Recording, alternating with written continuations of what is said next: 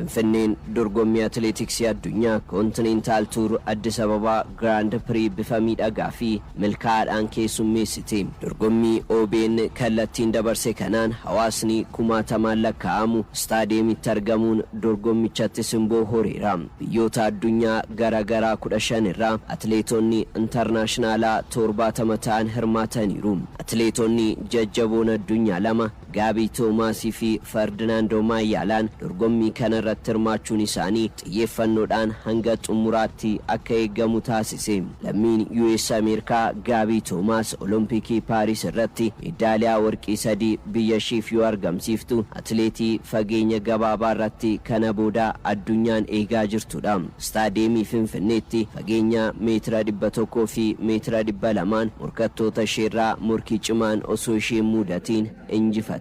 Namoota staadiyeemitti argaman waliin seeqqachaa kolfaa dorgommii ishee milkiin xumurte. Gaabiin dorgommii waan hunda guuttate jechuunis ibsite. Gabby Thomas pulling away, looking very smooth away from the rest of the field.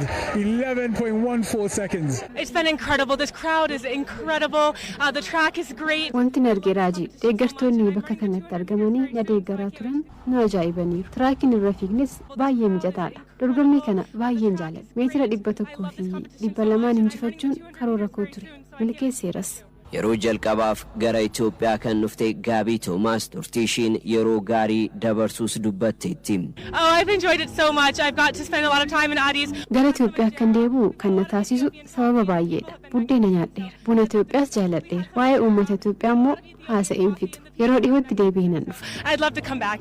Itoophiyaan biyya gootota atileetota hedduun beekamtudha. Amma immoo dorgommii gurguddaa keessummeessuun atileetota jajjaboo simachuu eegaluun ishee guddina atileetiksii biyya kanaa mul'isa jette shaampiyooniin Olompikii Gaabii Toomaas. Oh, I've got to meet the 3-time Olympic medalist. Atileetota jajjaboo Itoophiyaa hedduu argadheera. Kan na simatte shaampiyoonii Olompikii Masarat Daffaar dabalatee atileetota hedduu walii wal bareera. Biyyi kun durirraa eegaltee atileetiksiidhaan beekamti. Yeroo ammaa kana atileetota addunyaa simachuun dorgommii keessummeessuu eegaluun guddina ishee agarsiisa. I'm a little starstruck and it's been really cool. Lammiin Keeniyaa atileetii saffisaan Afrikaa Ferdinaandoo Maayyaalaan dachee Afrikaa irratti dorgomuun akka isa boonsuu dubbachuudhaan dorgommii eegale. Innis akkuma dursee dubbate dorgommii meetira 100 sakandii 10 gadi sakandii 9.98 injifachuun rikaardii bakkichaa fooyyessuudhaan milkiin golabuun gara biyya isaa imale. Ferdinaandoo Maayyaalaan dorgommicha Ethiopia's jaaladheera jedhe. Omanyala pulling away from the group, smooth easily winning that in 9:99. It was a good run. The crowd was amazing. Fiigicha gaarii ture. Sa'aatii gaarii galmeessisuu kootti gammadeera. Deeggarsi jirus namatti tola. Qixa kanaan hin eegneen ture. Uummata Itoophiyaa baay'ee jaaladheera. Warreen na duuka turtan galateeffachuun barbaada. And I've loved Ethiopia, so thanks to everyone who showed up. Haalli qilleensaa ho'aa ta'us anaaf mijateera kan jedhe Omanyaalaan sakandii 10 gadi xumuruu isaattis gammaduu hime. Most of the time I don't look at that. Gara dorgommiitti yeroon seenu ani morkattoota koo hin ilaalu. Fuula gammadaaniin deeggartoota koo nagaa gaafachuudhaan fiiguu eegala. Finfinneetti yeroo milkii ture. Qilleensi ho'aa ta'us gaariidha. Bara dorgommii 2026 injifannoo kanaan eegaleera. Ji'oota 5 dhufan qabxiin galmeessisu waliin ilaalla. To see what's coming in the next 5 months. He mentioned that in the press conference yesterday that he was very keen on running under 10 because he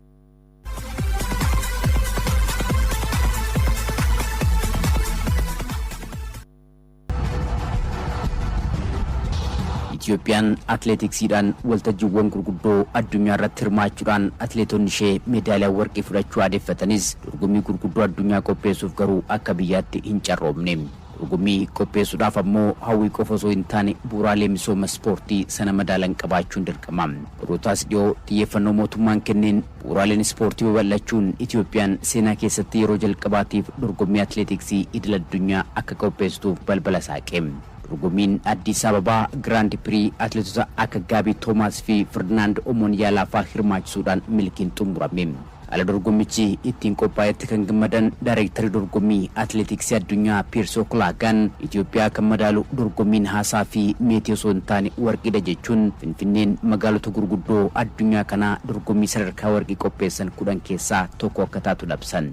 Congratulations to the people of Ethiopia, the Ethiopian Athletic Federation and the government of Ethiopia who have really invested strongly. Gammachuun kun kan uummata Itoophiyaa, Federeeshinii Atileetiksii Itoophiyaa fi mootummaa Itoophiyaati. Dorgommii jalqabaa Finfinneetti qophaa'een atileetonni ciccimoon addunyaa Ferdinand Omaaniyaalaa fi Gaabii Toomaas fa'aa kan irratti hirmaatanidha. Deeggartoonni hedduun kan dirreetti argaman tamsaasa kallattii qulqullina qabuun guyyaa seenaan itti hojjetamedha. Bara dhufu Finfinneen dorgommii sadarkaa warqii qopheessuun New York, Los Angeles, Tokyo, Melbourne, Nairobi fi magaalota addunyaa 10 keessaa tokko ni taati. Kanaaf uummata Itoophiyaan baga gammaddan jedha. Addis Ababa will join New York, Los Angeles, Tokyo, Melbourne, Nairobi and Addis Ababa in the top 10 meetings in the world for the Continental Tour goals. So the congratulations is with the people of Ethiopia.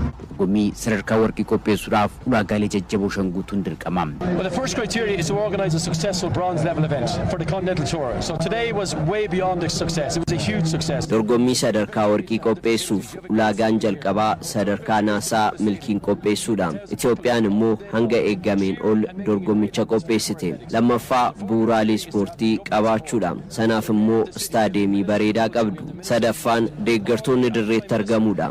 Arfaffaan deeggarsa mootummaatiin hanga ministeera muummeetti deeggarsa olaanaatu jira. Shanaffaan atileetota qabaachuudha. Itoophiyaan immoo biyya atileetotaati. Kanaaf immoo dorgommii guddaa addunyaa qopheessuuf humna qabdi. Finfinneen fuulduree Afrikaati. Torbee jaadura yeroon gara Itoophiyaa dhufu tiraakiin hin turre kan jedhan Piirsoo Kulaagaan hojii yeroo gabaabaa keessatti hojjetameen dorgommii milkaa kana qopheessuun humna Itoophiyaan qabdu kana keekuudha jedhan. Seleshi Shaheen, commander, is a miracle worker. I came here 6 weeks ago on the first visit. There wasn't even a track here. There was no plan for a meeting. Seleshi Shaheen nama raajii hojjetedha. Torbee jaadura yeroon Itoophiyaa dhufu traakiin kun hin jiru. Yeroo Seleshiin Itoophiyaan dorgommii idil addunyaa qopheessuudhaaf hawwii qabdiinaan jedhe. Carraa dorgommii kana gaafa kenninu milkii mul'ate kana hin eegne. Kanaaf gara warqiitti guddisne. OBN sagalee uummataa qulqullina olaanaadhaan dorgommii Addis Ababaa Grand Prix tamsaasaa ture dinqisiifachuun bara dhufuuf dorgommii sadarkaa warqii akka tamsaasuuf gamanumaan akka of qopheessus dhaaman. Next year, when you're at gold, this will be live in 145 countries around the world, and you will be the host broadcaster. Bara dhufu dorgommii biyyoonni addunyaa 145 irratti hirmaatan OBNtu tamsaasa kallattiitiin hojjeta. Kanaaf yaaduun hin barbaachisu. Dorgommii har'a qulqullina olaanaadhaan darbaa ture kana pireezidaantiin atileetiksii addunyaa Sebaastiyaan Koo dabalatee hooggantoonni biroo fi maatiin koos tamsaasa kallattiitiin ilaaluudhaan itti gammadaniiru. Thank you very much to Ethiopia. Thank you.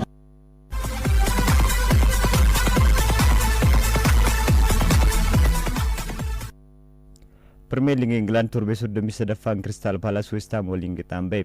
Tapha xumuraa torbee 33ffaa liigichaattiin Selhurst Parkitti West Ham United waliin kan taphate Crystal Palace goolii malee xumure. Gama Palaasiin Brennan Johnson gama West Hamiin Marvaa Paanos carraa goolii ta'uuf dhiyaatan argatanis ittiin fayyadamne. Gooliin Ismaa'eel Saar Crystal Palaceif galche immoo Jaan Mateettaan harkaan tuquun saatiin jalaa haqamte. West Ham qabxii 33-17ffaa Crystal Palace qabxii 43-13ffaadha. Qabxii tapha kanaa hordofuudhaan Wolves waggoota 8 booda Championship Englanditti bu'e. Tottenham qabxii 31-18ffaa Burnley qabxii 20 sadarkaa 19ffaarra jiru.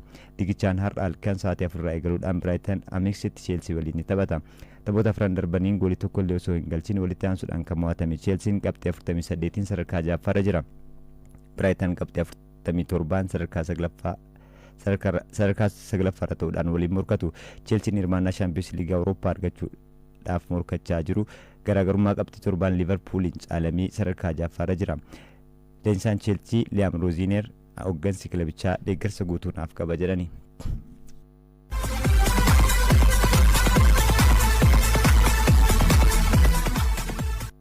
Arsenaal Maanchastar Cityidhaan mo'atamus ga'umsa tapha sanaan mul'ise yoo irra deebi'e ammas carraa shaampiyoonummaa ta'uu qaba jedhame. Optaan tilmaama isaa kaa'een Arsenaal harka 73 Maanchastar Cityin harka 27 tilmaama waancaa shaampiyoonii ta'uu qabu jedhe. Shafarraa Jaamboo gabaasa ta'an qopheesseera. Anasumaan xumuraa oolmaa gaarii. The 25-26 Premier League season. 10 months of drama lie ahead. Goals to be scored. Balballi waancaa cufame deebi'ee banameera. Pep Guardiolaan akka carraa filannoo taphattoota 11 adeemsa itti argate. Mikel Arteettaa jalatti Arsenaal ammas duumessi sodaa irra naanna'u eegaleera. Primarligii Ingilaandiin barri dorgommichaa xumuramuuf taphoonni 5 qofti hafe murkiin waancaa kallattii jijjiirrachuu danda'a jedhu xiinxaltoonni fi taphattoonni duraanii kubbaa miilaa. Arsenaal bara kana guyyoota 206 liigicha dursaa torbee 37 geeram kana keessa Maanchastar Cityin guyyoota 6 qofa carraa Primarligii Ingilaandi dursuu argate. Erga kilaboonni lamaan torbee 37 waliin taphachuun Maanchastar Cityin goolii 2-1 Arsenaal mo'atee booda imalli shaampiyoonummaa Primarligii Ingilaandi kana booda daran cimeera. Zaggaanarsi Arsenaal Maanchastar Citydhaan tapha mo'ameen ga'umsa bayeessa tapha itti mul'ise ture. Qabxii 3 garuu milkeeffachuu hin dandeenye. Kun garaagarummaa muuxannoo leenjistoota lamaaniif taphattoota kilaboota lamaan gidduu jiru kan itti mul'ate. Sararri fuulduraa Maanchastar City Erling Haaland, Ryan Cherki, Antoine Semenyo, Jeremy Dokun durfamaa taphoota 3 darbanii goolii 9 yoo galchuu tokko qofatu itti gale. Faallaa kanaan sararri fuulduraa Arsenaal taphoota 3 darbanii goolii 2 qofa galchee 4 itti galeera. Leenjistoonni lamaan filannoo taphattoota isaaniin garaagarummaa qabaachuu mul'isaniiru. Pep Guardiolaan jaalatees ta'uu dirqame osoo hin yaadin filannoo 11 argateera. Taphoota darban keessaa Pep Guardiolaan goolii egaa qofa yeroo 2 jijjiiree taphachiise. Mikel Arteettaan miidhamaaf sababa garagaraan taphattoota wal fakkaatuun taphachaa hin jiru. Sarara fuulduraan Kai Havertz fi Victor Gyökeres, sarara ittisaan Ben White Maskeeraa waliin sarara gidduu irratti dhaabbiidhaan Eberechi Ize Martin Odegaard keessaa kan dhaabbin taphate hin turre. Dabalataan ofitti amanamummaan kilaboota lamaanii imala waancaa kanaaf murteessaadha. Gama Maanchastar Citytiin ofitti amanamummaan yoo jiraatu Arsenaal biratti laafadhaamu goota arfan darban seenaa ture yaadachaa imaluun kilabicha bira darbee deeggartoota kilabichaatu yaaddesse jedha barreessaa fi xiinxalaan kubbaa miilaa Daanii Marfiin. Arsenaal osoo akka kaleessaa Maanchastar City waliin taphate Bournemouth irratti taphate ta'e yaaddoon kuni hundi hin jiru ta'a. Tooftaadhuma ofiin dhiibbaa keessa of galchanis jedha Marfiin. Daanii Marfiin deeggartoota Arsenaal waan tokko dhaama. Amma gareen Pep kun kan kanaan dura sanaa miti. Kilaboota hin eegamneen yeroo qabxii dhabu argita. Mikel Arteettaan taphoota 5 hafan hunduma injifate carraa shaampiyoonummaa Maanchastar City caalaa qaba jedha. Xiinxalli oobtan baase ammoo akkas jedha. Ji'a garaagarummaan leenjistoota lamaanii samiif lafa ta'e yeroo ciniinsu Mikel Arteettaa fi ji'a Pep Guardiola milkii ta'e morkiin shaampiyoonummaa Primarligii Ingilaandi cimeera jedha. Pep Guardiolaan ji'a kana keessa harka 71.4 injifannoo yoo galmees Mikel Arteettaan harka 39.5 qofa galmeesse. Jiddugalaan Maanchastar Cityin ji'a kana keessa qabxii 2.5 yoo argatu Arsenaal harka 1.48 qofa argate. Ta'us jedha xiinxalli oobtaan baase kun Arsenaal harka 97 carraa waancaa qabu ture amma harka 73tti gadi bu'eera. Maanchastar Cityin harka 3 irraa gara harka 27tti guddatus morkattoota kana booda qabaniin Arsenaal waancaa fudhachuu danda'a jedha. Garuu jedha xiinxalli oobtaan kun erga Mikel Arteettaan bara 2019 Arsenaal leenjisuu eegalee as Arsenaal guyyoota 537 liigicha dursaa ture. Kana keessa Maanchastar Cityin guyyoota 453 dursaa ture. Gidduu kanatti Maanchastar Cityin waancaa Primarligii Ingilaandi 4 fudhate Arsenaal tokkollee hin milkeessine. Kun xiinsammuu kilaboota lamaan irratti dhiibbaa qabaachuu danda'a jedha. Waggoota arfan darban Pep Guardiolaan taphoota torbee xumuraa 10 tokko qofa mo'ame. Haalli taphaa kilaboota lamaanis imala waancaa liigichaaf murteessaadha. Jalqabbii bara dorgommichaan kubbaa dhaabbiin goolii galchuu morkataa kan hin qabne Arsenaal amma innis gadi bu'eera. Tapha banaan hammi goolii galchuu Arsenaal harka 35.8 qofa yoo ta'u kun taphattoota sarara fuulduraa kilabichaa goolii galchuu akka ofitti amanummaa dhaban godheera. Liigichaan sadarkaa 6ffaadha. Maanchastar Cityin tapha banaadhaan harka 42.1 goolii galchuun Cheelsii qofaan caalame sadarkaa 2ffaarra jira. Taphataan duraanii Arsenaal fi Maanchastar City Gaayil Kilichin rakkoo guddaan Arsenaal bara dorgommii kana kubbaa dhaabbitti abdachuudha jedha. Wayini Ruuniin ammoo deeggartoonni Arsenaal kilaba isaanii waliin dhaabbachuu qabu. Ammas akka kaleessaa yoo taphatan carraan waancaa harkaa hin baane yoo jedhu Gary Neville Maanchastar Cityin imala sirrii irra jira. Kuni adeemsa waancaa ni cimsaa jedha. Chris Sutton ammoo ammas Arsenaal liigicha ni injifata jechuun tilmaame. Who buries it? Bournemouth in front for a second time.